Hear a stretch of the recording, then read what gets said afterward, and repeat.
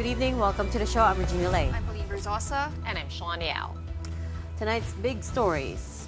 The Philippines will file a new diplomatic protest against China after two Chinese aircraft dropped flares onto the path of a Philippine Air Force aircraft patrolling Scarborough Shoal, endangering the passengers. And the threat is not only at sea, with the National Security Council warning of foreign interference in next year's elections. The agency says foreign malicious actors have increased as the midterms draw near. On to our top story first. Another day, another diplomatic protest. The Philippines is set to file another diplomatic case against China over an incident in the West Philippine Sea. But unlike previous instances, this time around, the incident occurred in the air. A Chinese aircraft released flares onto the path of a Philippine Air Force aircraft that was patrolling the Bajo de Masinloc or Scarborough Shoal. This incident comes just as tensions between Manila and Beijing were cooling down, thanks to the provisional agreement that the two sides worked out in July. The question now is, how will this change that relationship again? Brian Castillo with tonight's big story. On August 8, Thursday, at approximately 9 a.m., two Chinese fighter jets suddenly appeared while a Philippine aircraft was patrolling the area near Bajo de Masinloc, also known as Scarborough Shoal. The Chinese reportedly released flares directly into the path of the Philippine plane, the NC-212I. Flares are a type of heat decoy released by aircraft as a defensive measure when targeted by enemy missiles. According to AFP Chief of Staff General Romeo Browner, what China did was extremely dangerous as it put the passengers on the aircraft at risk. For instance, yung mga flare na yon ay nakarating dun sa ating aircraft. No? Pwedeng mahigop dun sa propeller or sa intake, or pwedeng masunog pati yung ating aircraft. That is dangerous and provocative. Fortunately, the pilot and crew safely returned to Clark Air Base after the Maritime Aerial Patrol. According to the AFP, this is the first time China has used flares to try to deter or intimidate a Philippine aircraft, though the military says it won't stop them from patrolling our airspace. President Bongbong Marcos has already condemned the incident. In a statement, Marcos said the actions of the People's Liberation Army Air Force aircraft were unjustified, illegal, and reckless. The president added, the Philippines will always remain committed to proper diplomacy and peaceful means of resolving disputes. However, China should demonstrate full capability to act responsibly, both in seas and in skies. The Foreign Affairs Department has likewise expressed dismay at China's action, especially since there was an existing agreement between the two countries to de-escalate tensions in the West Philippine Sea, which was worked out just a month ago when Chinese officials came to Manila. It certainly took us by surprise. China has always said it's wanted to de-escalate, but every time, of course, na may nangyayari na ganito, certainly it tends to raise tensions. Due to the incident, the DFA plans to file a new diplomatic protest against China. The National Security Council's Assistant Director General Jonathan Malaya called it a serious escalation on the part of China. But he clarified to One News that the provisional agreement between the Philippines and China only covers Ayungin Shoal or Second Thomas Shoal. The provisional agreement between the Philippines and the People's Republic of China was only limited to Ayungin Shoal, the resupply mission for Ayungin. Okay, so hindi pasok yung iba. Ang luwag-luwag ng West Philippine Sea, no? Napakadaming features. We have 9 occupied features, and many of these areas are contested. So, kinabigla talaga namin yung nangyari. For now, the NSC is mulling a possible multilateral guideline for military air encounters with China, similar to an agreement by Southeast Asian countries in 2018. Defense Secretary Gibo Teodoro appealed to China to abide by international law and move to lower tensions over disputed waters. Hopefully, tumugon ang China sa international law at sa pangangailangan na mag-de-escalate, lalong-lalo na kung ang naratibo nila ay mali, kahit na sabihin ng publiko, diplomatic protest or whatnot. We cannot not do it kung hindi nag-aakies tayo. Hopefully, they listen to reason and heed the appeals of not only the Philippines, but other countries to temper their moves. Officials say they will convene the National Maritime Council this week to discuss the incident and work out a response. In a statement, Beijing defended its actions, saying it had organized naval and air forces to lawfully drive away the Philippine plane, following repeated warnings. It also insisted China's indisputable sovereignty over Huangyan Island, what they call Scarborough Shoal, and adjacent waters. For News 5, Brian Castillo. We are One News. The National Security Council is also sounding the alarm over what it says is foreign influence targeting the Philippines' midterm elections next year. In an interview with our sister program Storycon, NSC Assistant Director General Jonathan Malaya said foreign malign influence and interference have become a serious national security concern. They've begun monitoring activities meant to derail the 2025 polls, including hacking, politicians being paid off, and narrative peddling online, particularly about the West Philippine Sea. Malaya did not say exactly how many groups they're closely watching right now, but said these malicious actors have increased as the elections draw near. Through the use of pro-China trolls, pro-China think tanks, pro-China individuals, who are spreading fake news and information or the exactly the Chinese narratives, So makikita mo yan, Beijing talks this way, and then word for word sasabihin yan ng mga locals dito. So obviously these people are being manipulated or utilized by China to advance their narratives in the Philippines. Yan yung minomonitor namin sa NSC, because that could potentially be a threat to our Philippine national security. Our concern is on like 3 levels. The first level is possible hacking of our systems for whatever malevolent purpose there may be. Second is the battle for narratives between certain individuals, the fight for our foreign policy. And number 3, of course, is the payoffs or bribes to certain politicians coming from whatever sources. Let's try to make sense of that latest run-in with China. We have with us tonight Chester Cabalza, the president of Manila-based think tank International Development and Security Cooperation. Good evening, Professor Cabalza. Thanks for being with us again. Thank you for inviting me, and thanks for having me. Thank you, po. Oh yeah, we'd love to have you on whenever there's something to explain about China. You said, and I'm going to quote, we may probably see dogfights up in the sky if China continues its growing antagonism in the Philippine air and defense zones. What exactly does that mean? Well, that is the equivalent of their water cannon up in the sky. Of course, remember that they've been doing grazon tactics in our maritime domain, and that has been their famous illegal actions against the Philippines to stray away our vessels. This time around, while we are doing sovereignty patrols in our own airspace, I think that is one of their actions. Remember, by putting down flares where you see pyrotechnics that, of course, composed of hot metals.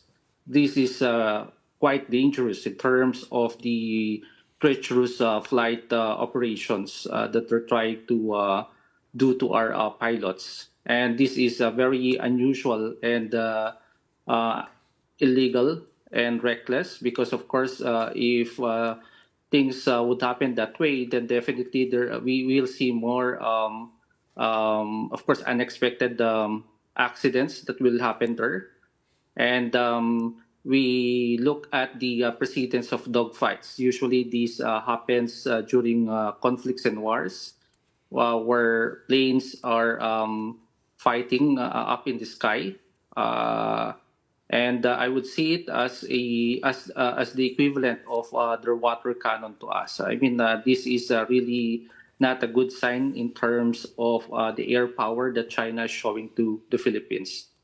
Right. Chester, in an interview about this incident up in the air this time around, you said this show of force, and I'm going to quote you, said show of force is actually in reaction to the multiple drills we have been having with our allies. Can you tell us more about that? Well, if we try to look at the growing deterrence of the Philippines in its fight for freedom of navigation and overflight, we have seen major powers um, giving their support to the Philippines, not only on the maritime domain through freedom of navigation, but at the same time through freedom of overflight. The last time French air and space power came over to the Philippines and around Southeast Asia to show their force to us, and that was done through the Pegasus 24. And aside from that, we have also seen like-minded nations like the United States, Australia, Canada helping us and showing their HIMARS and the other sophisticated and advanced state-of-the-art technology. And if you try to look at the current assets of China right now, they have enlarged and, of course, invested so much on their Air Force, Navy, and Army, basically. That's the reason why it's a show of force, because they felt deterrence and a bit of insecurity also on the part of how the Philippines is operationalizing on its collective response against them, because we have invited the major powers for the principles of freedom of navigation and overflight. And I think that is the one of the root causes why China is showing its might up in the sky, because of course they also would want to flex their muscles in terms of their air and space defense advancements.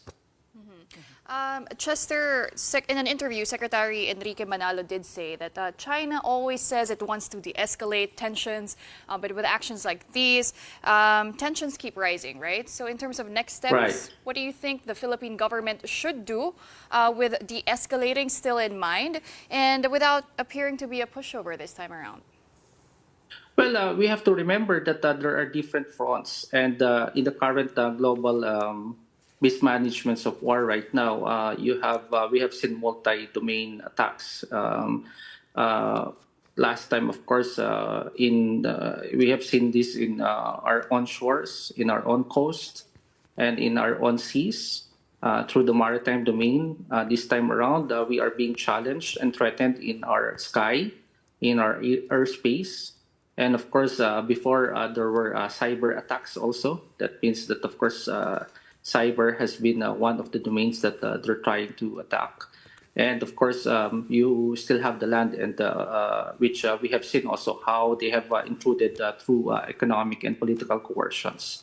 And of course, it could be possibly that space will also be done, of course, through access to many of the things that we have seen through these cybers. But nonetheless, of course, going back to the question of what can we do now, given that, of course, we see all different threats in different fronts. I think based from the comments of our leaders today, they are still advocating for rules-based norms.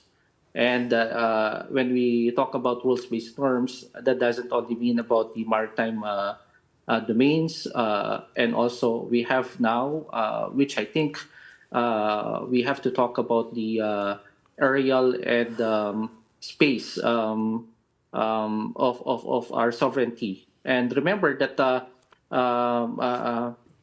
de Masunlok, Panatag Shoal, or Scarborough Shoal belongs to the Philippines, and its air space would be part of our claims there. Right. Because what they have done to us recently is a show of disrespect to our sovereignty patrols, and that should not be tolerated, because at the end of the day, based from the arbitral Hague ruling, where the international court has decided that the Scarborough Shoal belongs to the Philippines. That includes also the airspace of the Scarborough Shoal. Right, Chester? And that China should also respect that. Well, actually, I think UNCLOS determined that it's within the EEZ, and therefore we Right. should have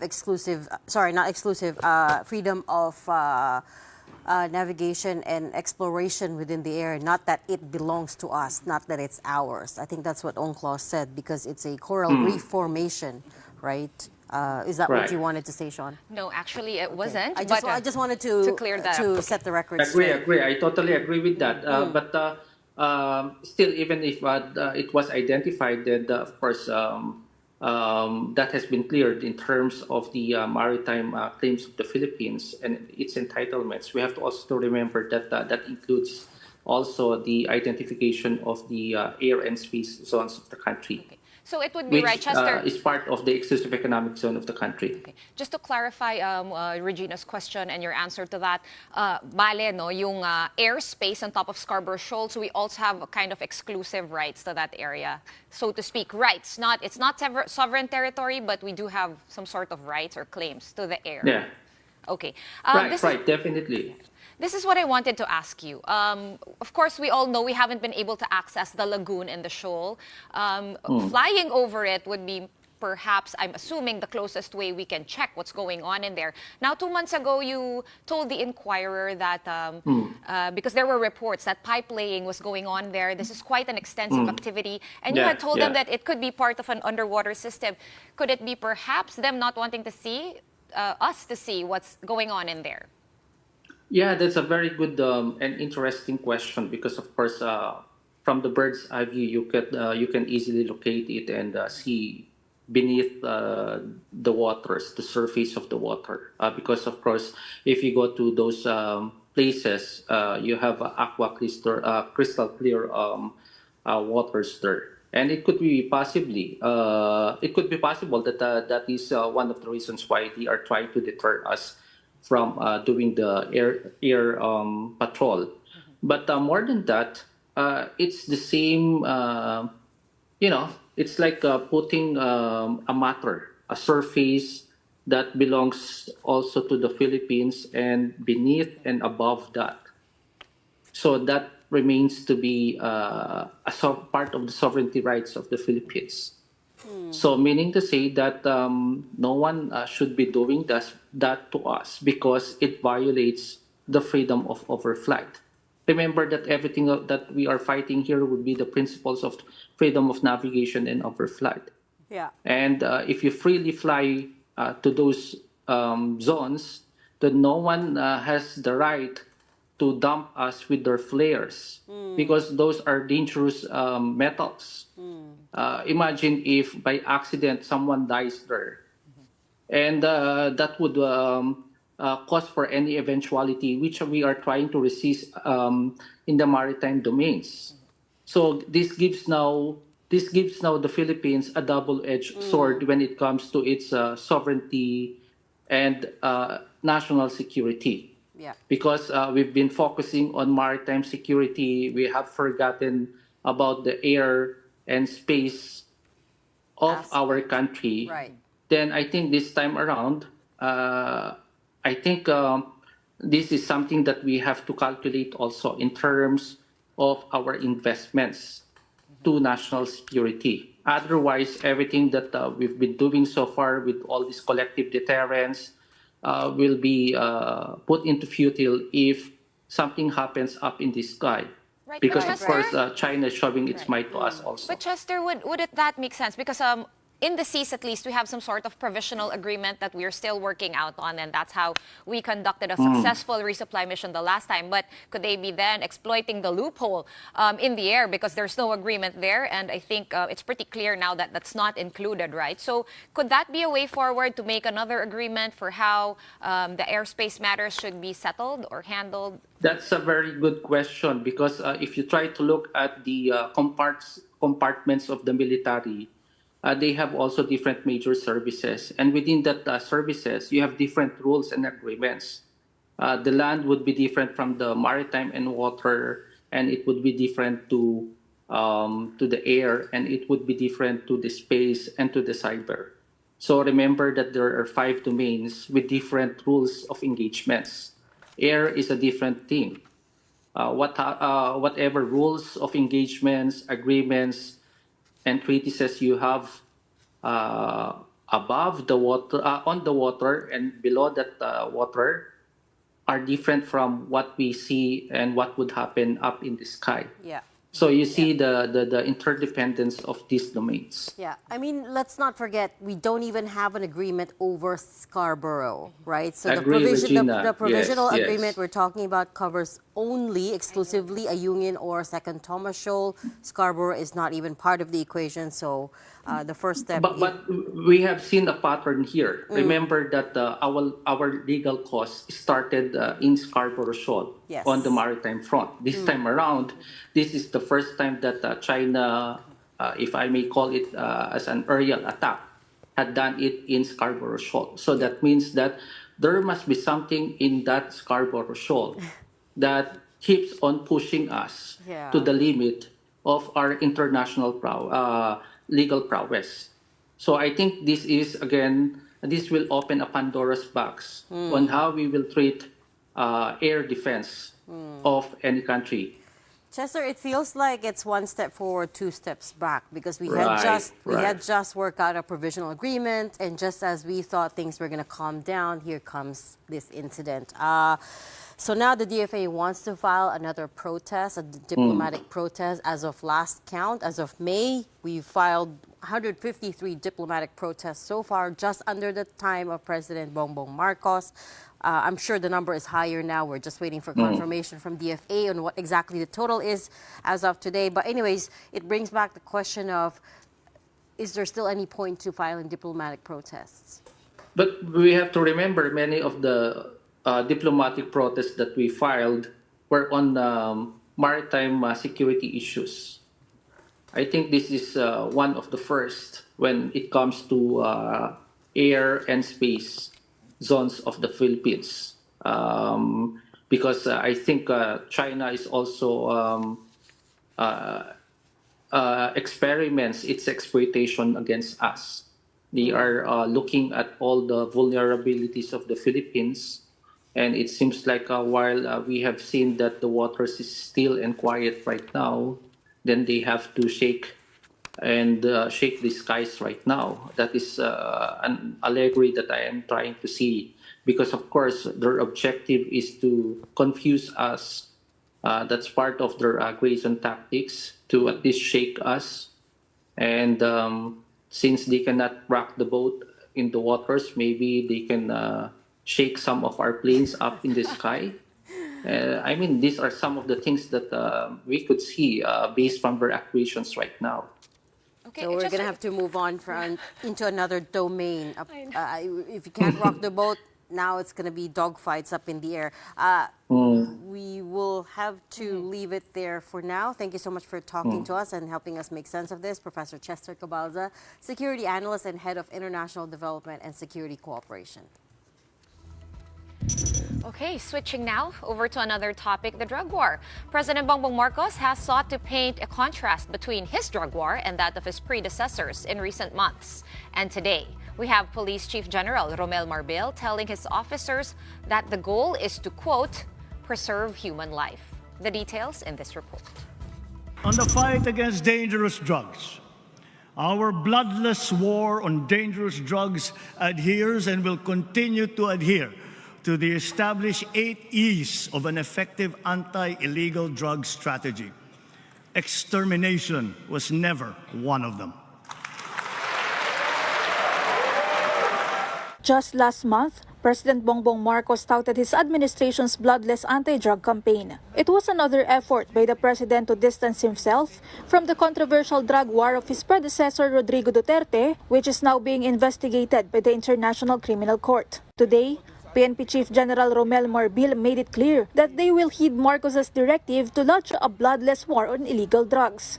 Ito po, dun sa ating recalibrated na drug war, ang unang-una nating iintindihin, pagtangkilik po sa ating batas. Let us observe human rights. Let us preserve human life. The Marcos government had been claiming that it was able to pivot to a less violent anti-narcotics campaign. But it might not be as bloodless as the president had claimed, at least not for his first 2 years in office. The HAS Project, a multi-sectoral report on the drug war, recorded over 300 cases of drug-related killings in the Philippines in each of the first 2 years of the Marcos Jr. administration. The numbers are higher than the cases logged during the last year of the Duterte administration. The report also stated that for Marcos's year 1 and 2 in office, state agents were found responsible for more than a third of the killings, although there was a marked decrease during the president's second year. Former Duterte admin top cop and now Senator Bato de la Rosa wished the PNP's recalibrated drug war strategy a good luck. He says he also hopes and prays that they will succeed. The senator also defended the drug war during his time as PNP chief, saying, quote, "We did not discriminate as to who we are going to arrest. All violators of the law, drug lords, pushers, traffickers, and users were targeted in our anti-drug operations." End quote. Senator De La Rosa is being tagged as a possible suspect in the ICC's drug war probe, along with former President Duterte. Meanwhile, other senators welcome the PNP's recalibrated approach to the drug war. Matagal naman na talaga dapat ginawa yun, hindi ba? Matagal lang hinahanap ng ating mga kababayan na may mahuli silang malaking kriminal talaga kaugnay ng drug war. At hindi yung mga maliliit na mga courier lamang. Minority Senator Rizzo Antiveros, who chairs the panel investigating POGOs and their links to organized crime, said solving a problem of this magnitude requires a comprehensive and holistic strategy. It's also crucial to address the demand side through harm reduction, treatment, and prevention. Over in the lower house, the so-called Quad Committee has begun their hearings on POGOs and extrajudicial killings, crimes which they say could be interconnected. Mobile journalist Julie Baiza, We Are One News.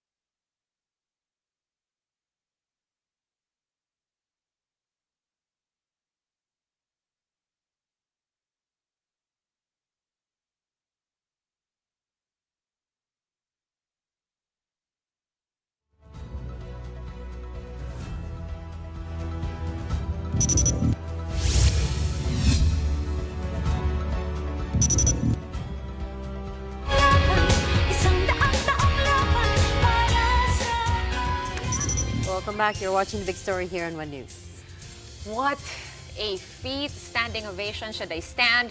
Okay, never mind. It's going to eat up our time because the Philippines, of course, as we all know by now, finished as the top-performing Southeast Asian nation at the Olympics. You can say that again. Top-performing Southeast Asian nation. For the second consecutive time, and with an improvement from Tokyo with 4 medals in Paris 2024.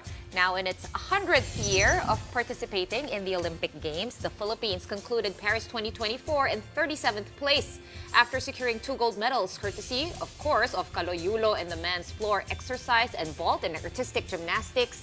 And we also snatched 2 bronze medals by our female boxers, Nesty Patesio and Ira Villegas. The country outperformed its Southeast Asian neighbors, with Indonesia closely behind in 39th place with 2 golds from gymnastics and boxing and a bronze in the 800-meter athletics event. Thailand ranked 44th with 6 medals, including 1 gold in taekwondo, 3 silvers in weightlifting and badminton, and bronzes in boxing and weightlifting. Malaysia finished 80th with 2 bronzes in badminton, while Singapore placed 84th with a bronze in sailing.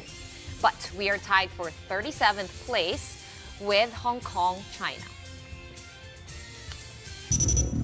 Okay, one more quick break. Right after that, we will be taking a closer look at the Clark Depot of the North-South Commuter Railway in Pampanga, which is about 80% finished now. The details when we return. Keep it here.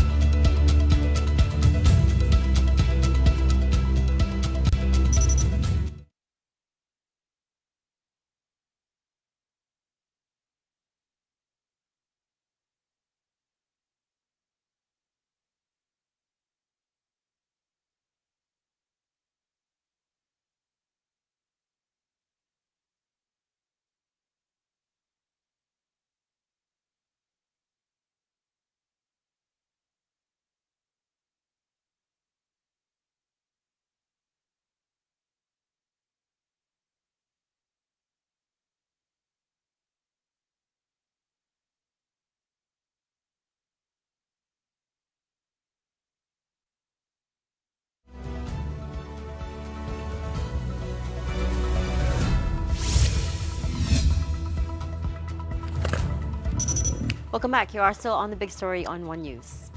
Budget Secretary Amena Pangandaman has disputed the idea that the General Appropriations Act was mishandled after Vice President Sara Duterte alleged as much last week. Maricel Halili with that story.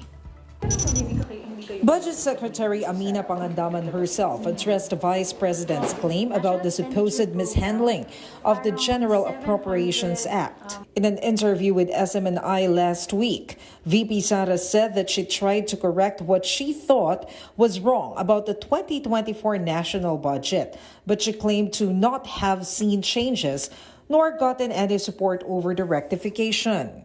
According to Duterte, this was just one of the reasons why she resigned from the Marcos cabinet. But the Budget Department denied Duterte's accusation, saying the National Expenditure Program, or NEP, is carefully studied before submission to Congress. The scrutiny is just as strict during legislative deliberations until the actual passage of the budget. Hindi ko po napanood yung buong, is it an interview? Yung buong interview. Pero nakita ko po doon na ang sinasabi niya ay yung tungkol sa General Appropriations Act. Pag GAA, meron po tayong budget process. And we always respect po yung wisdom ng ating Kongreso.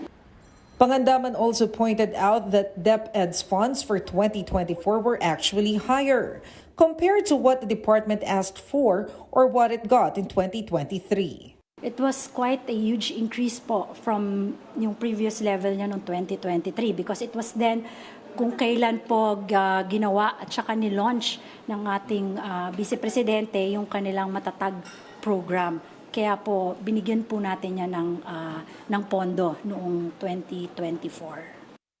VP Sara is yet to comment on the DBM's explanation. Several lawmakers have also slammed Duterte's allegations of the budget's mishandling, as well as her silence over China's incursions. Personally, I'm trying to question why, apart from all of these things happening, while nagkaroon nga po in recently yung flare ng Chinese government in the West Philippine Sea, she remains to be silent about it. While criticism of the Vice President is not letting up, her ratings have continued to slide. In a social weather station survey conducted between June 23 and July 1 and released over the weekend, VP Duterte got a net satisfaction rating of plus 44 in June, a 19-point drop from her 63 rating in March. This is the lowest satisfaction rating the Vice President received since assuming office in 2022. Meantime, other top government officials fared better. Senate President Jesus Escudero has a satisfaction rating of plus 47 points since taking over the upper chamber back in May. House Speaker Martin Romualdez also saw his numbers rise to plus 29 from plus 13 3 months ago. The net satisfaction of Chief Justice Alexander Gesmundo also rose to plus 32 from just 13 points in March. The recent SWS survey polled 1,500 adult respondents with sampling error margins of plus minus 2.5%. For News 5, Maricel Halili, We Are One News. On to transportation news now, and the Clark Depot of the North-South Commuter Railway is now about 80% complete. Officials checked on its progress today, and our reporter Gerard de la Peña went along and filed this story. Transportation officials inspected the progress of the North-South Commuter Railway's Clark Depot in Mabalacat, Pampanga. It's now 80% complete, with an operations command center and a training facility for railway employees.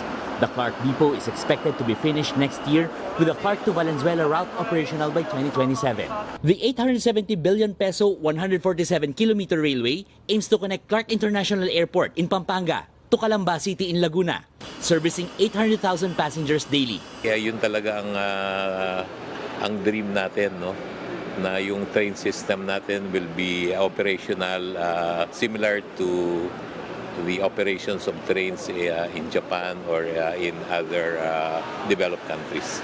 The North-South Commuter Railway will also be interconnected with the Blumentritt Station of the LRT Line 1, Pureza Station of LRT Line 2, and Magallanes Station of the MRT 3. While it's full speed ahead for the North-South Commuter Railway, construction of the MRT Line 7 has encountered some more delays.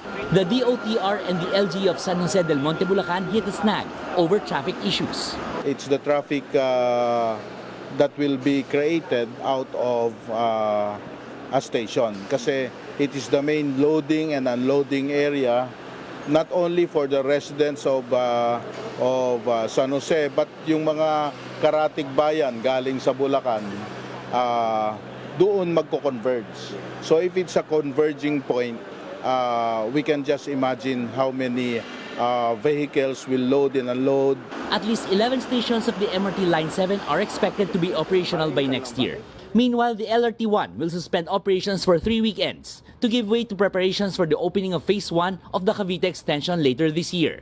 The LTFRB said additional buses will be provided to accommodate affected passengers. For News 5, Gerard de la Peña, We Are One News. And heads up for Meralco customers, expect a slight increase in your power bills this month. Meralco said that while there was a reduction in the generation charge, it was not enough to offset the higher transmission charges.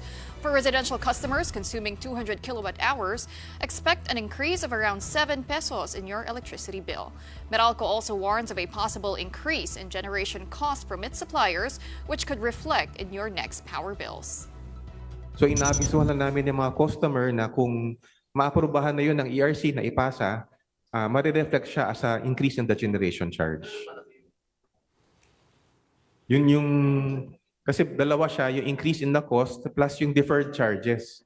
So yung Santa Rita kunyari, since January na defer siya, so we'll have to wait kung ano yung magiging utos ng ERC, kung i-amortize din, at kung paano siya makakolekta.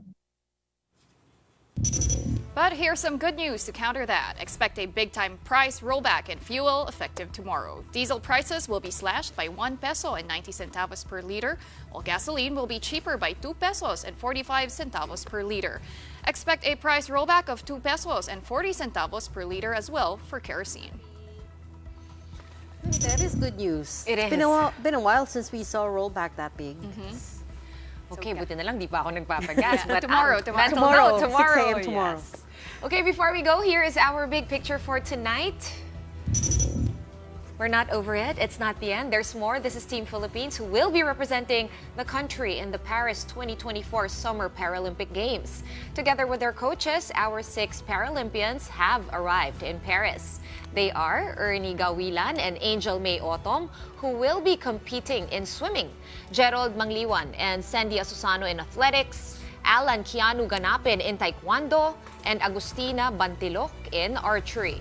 Best of luck to all our Paralympians.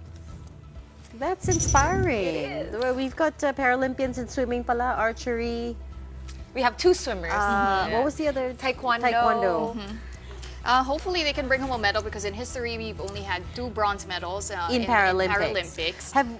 Do you know if we've also been participating for 100 years? No. I think it was 1988. I don't think the Paralympics are 100 so years. So far, oh yeah, that's true. That's a good point.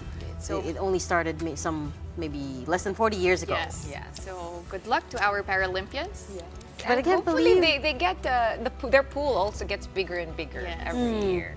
But just to say, 37th place is a pretty good finish for the Philippines. I mean, it's the best Olympics, yes. all-time best performance.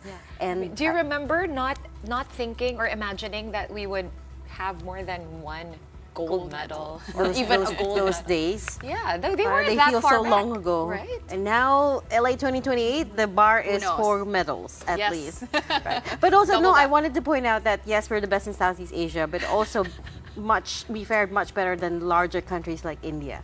India is at 71st place. Can you imagine? It's a country of 1 billion people.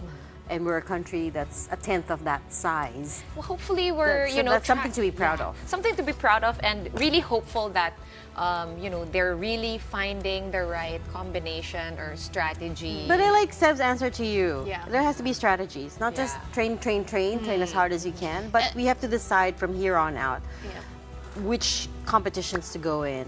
And if there's anything we've learned from the athletes, they did say it takes a village, a whole team, coaches, nutritionists, psychologists. So hopefully Physical the support therapists. keeps. Good Right, point. yeah. The brands, you should support the athletes now, not when they win medals. You know what I mean? Yeah. It's an open call to the brands. Look, you've seen what the Filipino athletes can do. Now would be the time to come in and support them. It's called an investment. Yes. And you There will you reap go. the rewards anyway Yeah, at exactly. the end, right? On that note, that's it for the show tonight. Don't forget, cheaper gas tomorrow. We are One News, all sides, all the time. Thanks for tuning in. Have a good night.